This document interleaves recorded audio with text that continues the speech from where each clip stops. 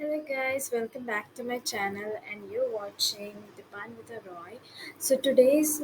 Today I'm going to talk about the types of aquifer and their formation in Bengal Delta and issues related to their overutilization. So these are my content. What is an aquifer? We'll talk about what is it. Then we'll talk about types of aquifer. Then formation of aquifer in Bengal Delta and issues related to overutilization of aquifer. Let's get started. So first we'll discuss about what is an aquifer. Let's learn about it. So, aquifer is an underground layer of permeable rock that contains water. It provides a natural source of fresh water for wells and springs. So basically, it is a container of water bodies. Okay, we can say that it protects the water bodies with layers. So that is an aquifer. Then we'll talk about types of aquifers. So first one is confined aquifers. What is confined aquifers? And confined aquifers are surrounded by impermeable rock layers. Water is stored under pressure, making it more difficult to extract. Basically, it is a layer which cannot be easily extract. We cannot extract water easily. We need so much pressure or so much technology or tools to get the water out of this layer. It is very difficult. Impermeable rock layer means hard. Means we can the water cannot get absorbed in that rock or cannot be easily passed through that rock. Okay, it is very hard to pass from that type of rocks. Okay, so basically it is that. Then confined aquifers are more protected from contamination than unconfined aquifers. Okay, so basically, it is the type of aquifers, and we can also see the difference between them. If there is this question, what is the difference between confined and unconfined aquifers? We can say easily. Okay, so an unconfined aquifer is an underground layer of water bearing permeable rock, soil, or gravel. The water is an unconfined aquifer is not confined by any overlying impermeable layer. Unconfined aquifers sorry, are typically recharged by direct precipitation and are more vulnerable to contamination than confined aquifers. Okay, that's quite simple to understand, I hope. Then this is let's discuss this diagram. Okay, as you can see that sandstone, it is a sandstone layer and this is a unconfined water bodies. Okay, so this is a aquifer, this is a rock, and this is confined, and this is a same, we can say. Okay, so let me more make this more clear to you, is that we can see this layer sandstone. It is very easy for the water bodies to get absorbed in that layer. Okay, it is quite easy, like because sand, any sand or clay, it is very easy to absorb the water. It is like um, there's what we can say, um, like we can easily the water get easily extracted from that layer. But if you see in this layer, this rock bedded layer, the water cannot pass through it. It is very hard, or it is very difficult for water to get passed from that. So that's why it is said that confined aquifers cannot easily extract it, but unconfined can be easily extracted, because the topmost layer, as you can see in this picture, the topmost layer is surface. Is basically surface, so it's easy to extract the water or any kind of source. But from if we talk about the confined aquifers, we cannot extract it easily. So that's why it is said that the confined aquifers is less contamination, less chance of contaminating, but unconfined is more contaminating. Okay, so that is it. So yeah, I hope the diagram is clear to you guys.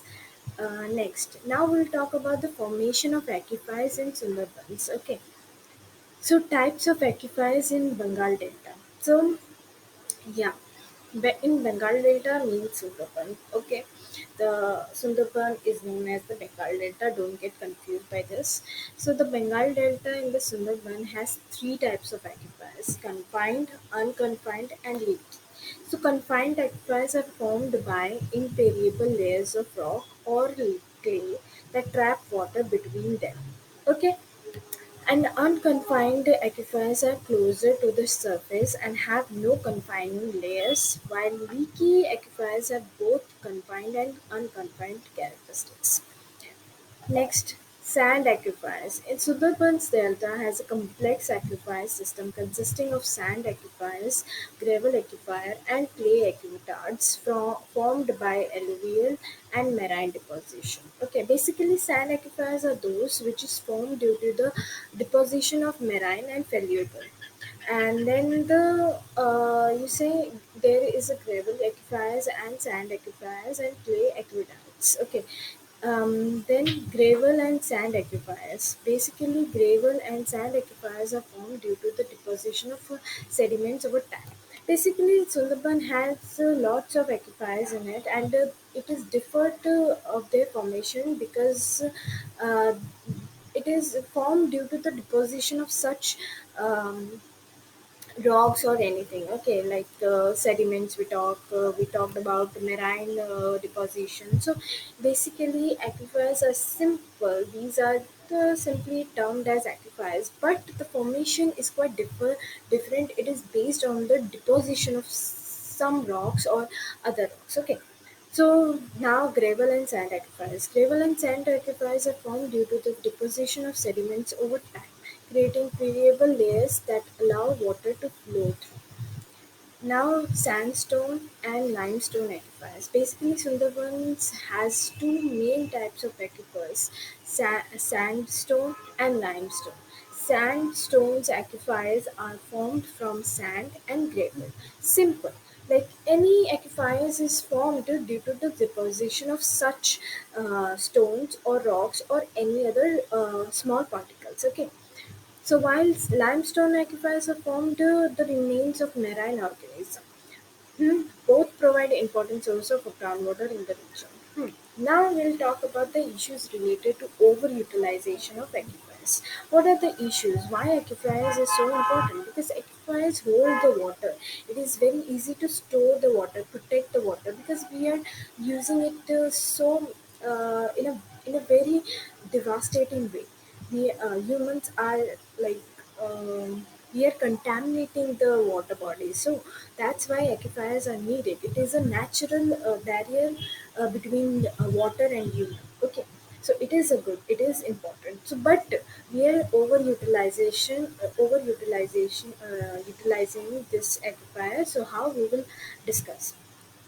First effect of overutilization is that groundwater depletion, then subsidence and land sinking, salt water intrusion into aquifer. Subsidence: over-pumping of aquifers causes sinking of the ground. We are collecting water, and over-pumping can damage the infrastructure and reducing water storage capacity. How can we overcome this problem? Sustainable water. Sustainable water is to any climatic disaster. Now, next, contamination. Of course, we are contaminating the water. Overuse of aquifers causes contamination and depletion of groundwater. This on result in brown, cloudy, or fluid tasting tap water.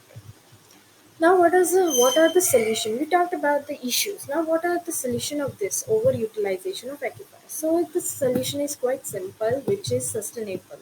Sustainable water use practice such as rainwater harvesting, grey water recycling, and water efficient irrigation systems can help combat overutilization of aquifers. Now, reference these. This is the website where I got the uh, previous data or sources. and other sources like YouTube. Okay, YouTube is the best. And book, I have read some books on this. I have a paper called Hydrology and Oceanography. So these are the books. First book is Fundamentals of Hydrology, and the second one is Oceanography, a brief introduction. And thank you for watching and listening to me. I hope you like this video. If you like, give it a thumbs up and subscribe. Thank you.